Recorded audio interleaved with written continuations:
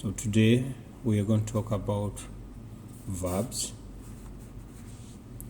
and for most of you that understand English, you will note that a verb shows time. The best thing that you'll understand from a verb is the idea of time. Take for example, if someone says, I dance,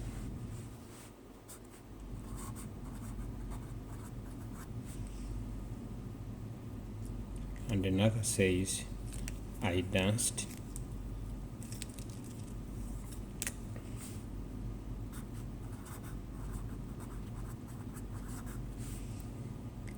then the last one says, I will dance.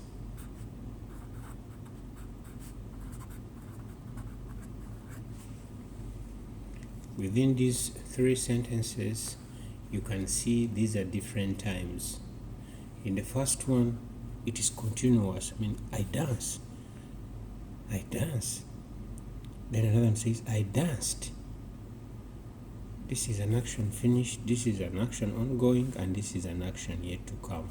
I will dance. So even in Arabic, we have verbs, but you'll note the verbs in Arabic are a bit different. For example, Arabic will only have perfect and imperfect tenses. Now, for people who adequately understand the English language, you know perfect and imperfect tenses and what they encompass. But now, here, what is covered in the perfect tenses is something that will probably look like the present. Don't worry about these complications. Then in the imperfect, we shall have something that, this is the past.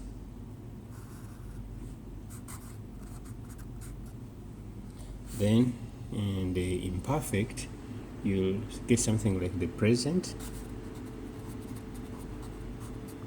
and the future. So just don't worry about these complications. You're going to handle them and you'll know how everything comes. But for now, for purposes of our learning today, we shall get a verb. We play around with the verb to denote time, and you will basically know what we actually mean. But for example, let us take an example of the verb to sit. To sit.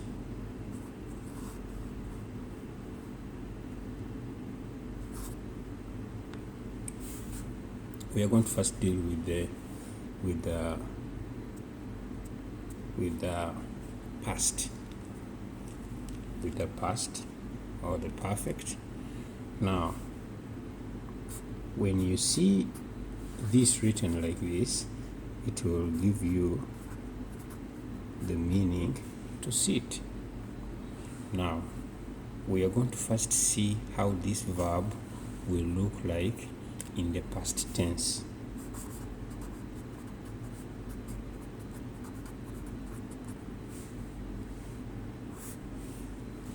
In the past tense, then we shall go to the present and the future ahead of time. Ahead. We said the easiest thing for you to understand here is that pronouns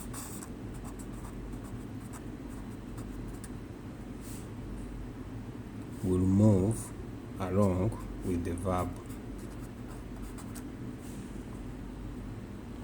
For example, if you want to say I sit, this is something so important to note, because this pattern is going to follow most of the verbs. Okay, we are not we had Anna. Remember, we had Anna,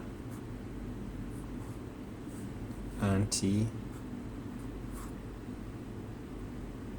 or anta, all those. Now when it comes to Arabic, these will move along the verb. Okay, we shall be seeing them with words like to, ta, ti, and at, something like that, or t, like that. And now this is going to confuse you. I want you to look at the verb itself so you can now relate to what I'm trying to mean here. We are looking at the verbs in the perfect sense. If this is the word, the verb jalasa, if you want to say I sat, we said here we are going to add to. Now this is the pattern that I want you to look at and clearly so.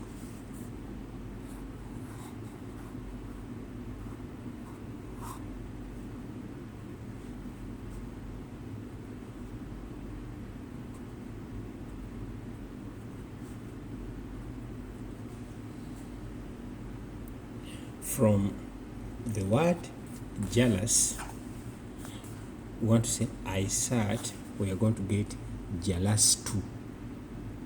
Now, I want you to look at this format. Ja, then this, then to. To. From jalasa, we get jealous to. We're going to see a few other examples, and you see how this format will always be the same. Or in most of the examples you're going to see, the format is not going to change. If I want to say you sat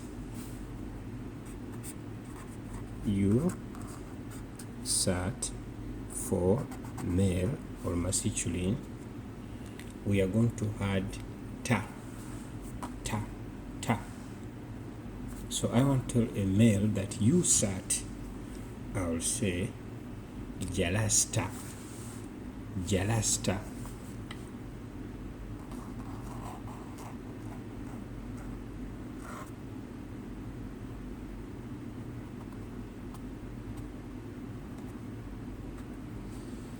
Now look, this is jalastu, jalasta.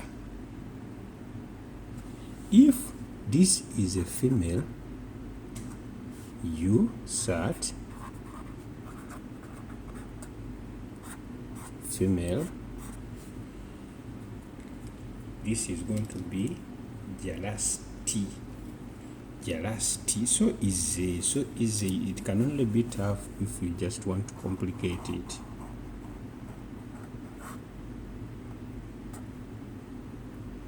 Jalasti, jalastu, jalasta, jalasti. Now, here is something that is a bit confusing to many learners. When you are saying he sat, check this out. Kindly check this out. It is going to be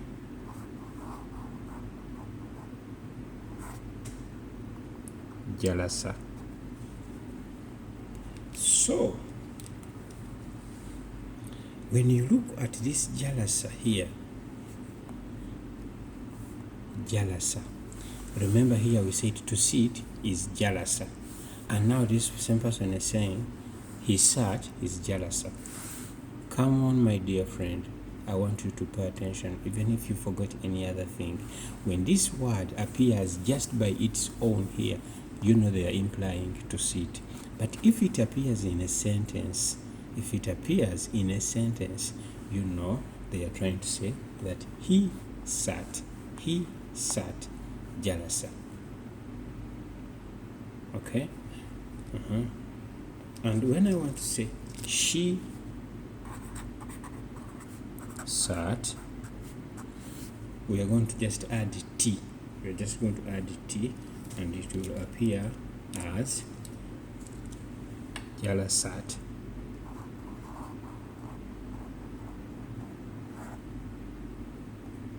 Jalasat. Jalasat. Jalasat. Now, this is a pattern that is almost going to have all the other words, but we are now just going to take a few examples here for purposes of time, so you can know. Okay. If someone says, or if you find something written as kataba,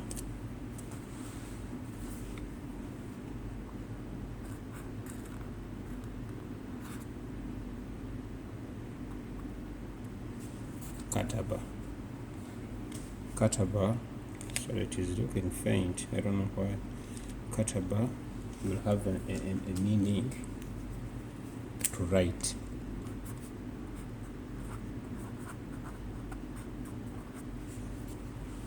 So now let's begin. If I want to say I wrote, because you're now looking at the perfect tense or the past tense, if I want to say I wrote, using that same pattern,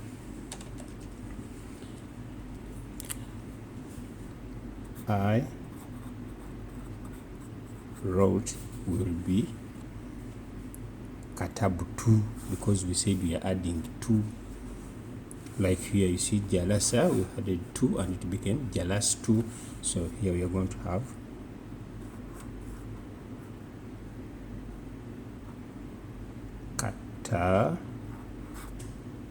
katabutu. So this will be, I'm trying to punctuate, in most cases I don't want to punctuate, but for purposes of you understanding this, that's why you see I'm putting katabu tu, katabutu. Okay, then if I want to say you male wrote, and we're talking about a man, you wrote, then we are just going to say katabuta.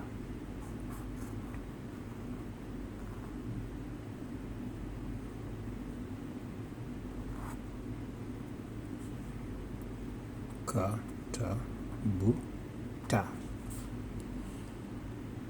Okay, then if you want to say you wrote and she's a female,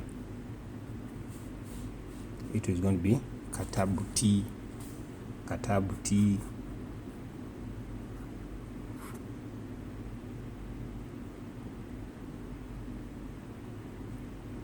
Katabuti. So simple. This is so simple that we shouldn't even get scared. We shouldn't even get worried. No logic here, no nothing much. Just a little bit of attention and everything will be fine. Now, if you want to say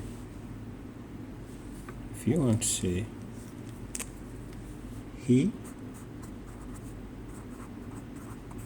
wrote, if you want to say he wrote, it runs back to the same, like to write. So it will be kataba.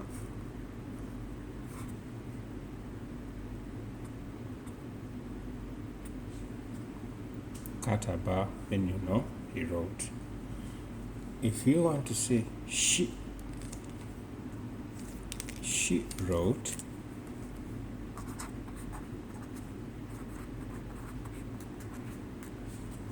then we shall just add T on kataba and it will become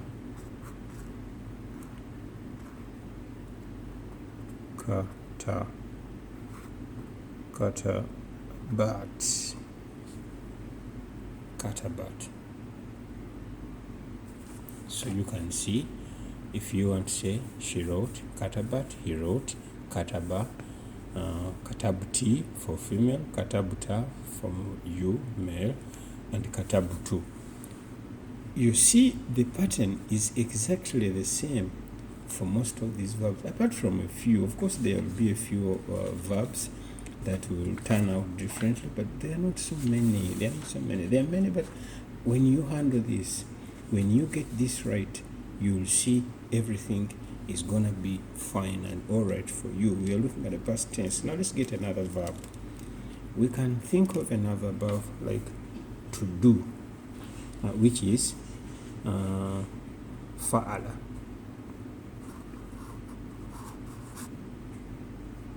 Fa'ala. What does fa'ala mean? It means to do. Okay, fa'ala.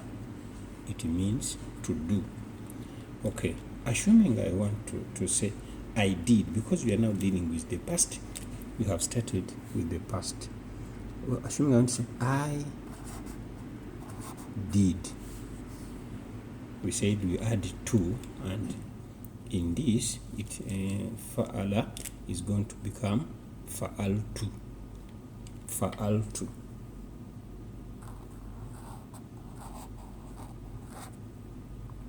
Fa'altu. I'm trying to punctuate so that people can easily follow. Fa'altu. It was fa'ala, to do. If I want to say I did, I write fa'altu. Okay. If I want to say you, male or masculine, you did, masculine, we said it will be fa'alta.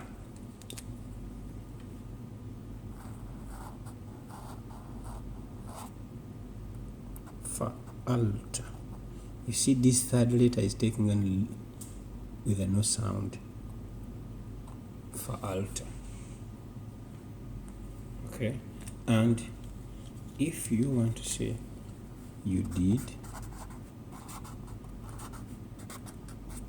feminine, which was ta here for a male, will become t for a female. So we are going to have fa'alti. Fa'alti. Remember, this is not, this is like this. Don't say fa'alati, no, fa'alti. Okay. If you want to say he did,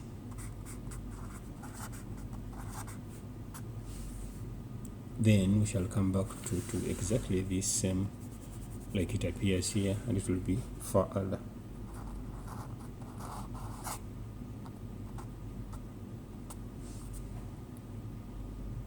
Okay, fa'ala. Then if you want to say she did,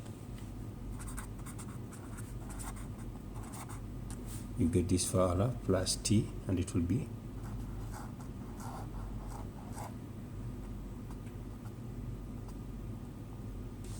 fa'alat. So there is no anything that anybody will threaten you with that this is so complicated. No. Secondly, my brother, my sister, I want you to take note here. When you say I did, you notice these are two words, but then when it comes to writing I did, we say fa'altu.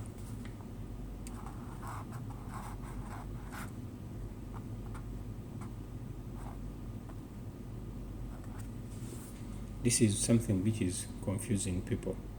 Okay? That how come you told us that I is ana? Why don't we say ana fa'ala? Because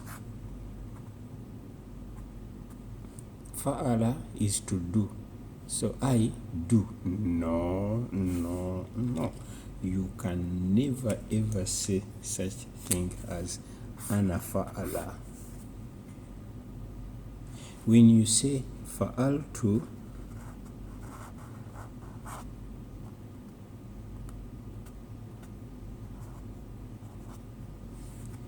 This part here, how I wish you open your eyes widely.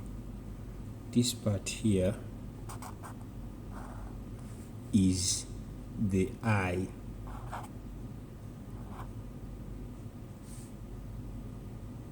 I. So it will come at the end of the verb to show you who is doing this verb. If you see that it is this is I. If you see that it is ta, this is you masculine. If you see that it is T, then you feminine. Okay? If it is normal, then it is he, because it will appear just like you. Just like you someone will write fa'ala.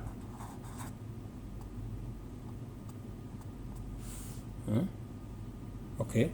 Then if it is plus T, then she, it is talking about a she. So do not ever put a pronoun separately and a verb on the same. You say I did, ana fa'altu. No, there is no way you are going to say okay, fa'altu is like this one, katabtu, I wrote. You cannot say ana katabtu. Ana katabtu.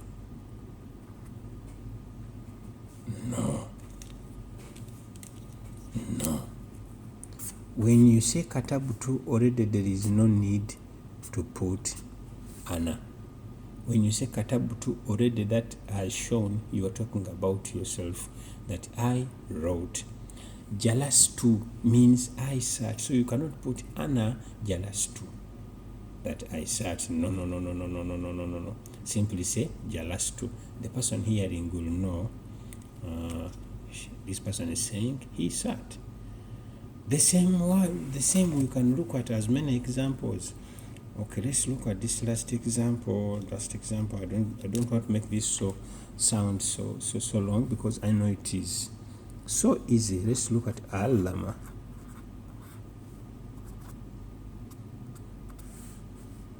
Allama means to teach. Allama means to teach. If I want to say I taught, and another person says you taught, masculine, you taught, feminine, he taught, and she taught. Now, using the very same examples, the very same instances we wrote, you know that I taught is going to be alamtu. Okay?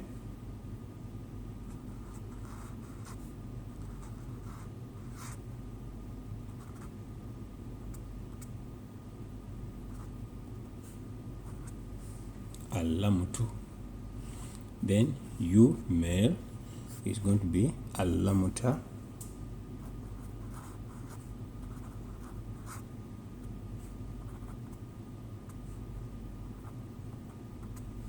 Then female is going to be alamuti.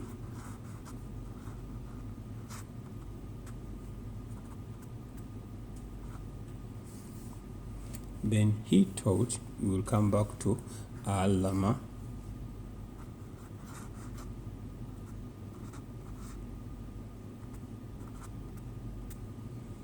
Then she taught will be alamat.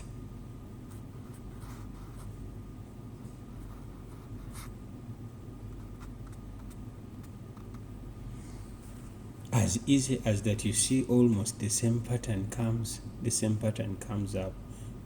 pattern comes up. Okay, two. For today, you only have to bear in mind the tu, ta, ti. Those look at how the verb ends, because basically in the past tense you will basically look at where the verb ends. It will show you who is being talked about. Where the verb ends, because if it's to teach means allama, alamutu means I taught, alamuta means you taught, alamuti female you taught. You see, at the end will show you alamat. They will show you this is a female being talked about.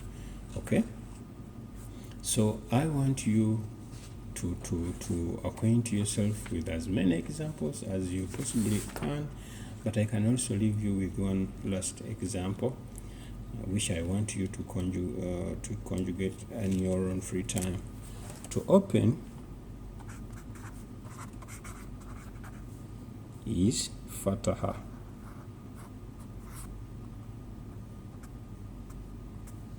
So to show me how I opened, you opened, you opened, he opened, she opened will look like. Okay, you can even drop it in the comment section. If you are viewing this from the portal, you can also drop it. But for today, I want you to look at the end of the verb to see who is being talked about. Look at where the verb ends. Look at the end of the verb. From the first example that we had, if we started with jealous, jalasa. If we want to see I sat, we look at jalasa, how it ends. You see, jalasitu, I sat. Okay, fa'altu, I did. You see, there is a pattern, and this makes this whole thing so easy. Fa'altu. It will also be the same when it comes to allama, alamutu. That pattern, that rhythm makes this whole thing so easy. We are going to look at as many other scenarios as we possibly can, but like for fataha, I want you to think of fatahutu, fatahta, fatahuti, fataha, fatahat.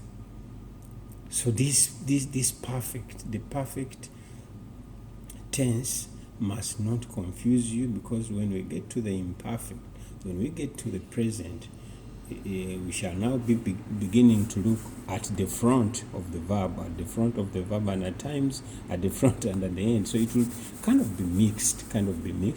But let me tell you something, that for someone who is attentive, these are very, very easy things. Very, very easy things. And now when you learn to bring in verbs into your sentences, you already have adjectives, you already have the demonstratives, you already have the prepositions. Man, you'll find it so easy now to construct rightful sentences along the way. Thank you.